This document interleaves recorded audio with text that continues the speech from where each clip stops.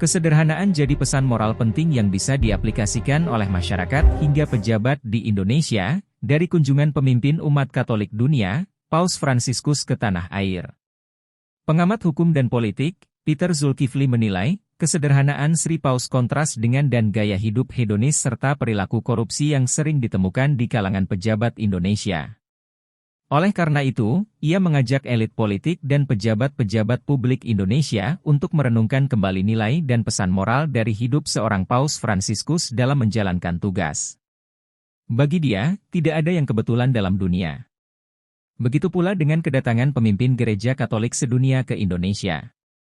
Peter menilai sosok yang sangat dihormati itu datang dengan kesederhanaan yang luar biasa. Terpenting, memberikan pesan moral yang kuat di tengah maraknya gaya hidup hedonisme di kalangan pejabat dan keluarganya di Indonesia.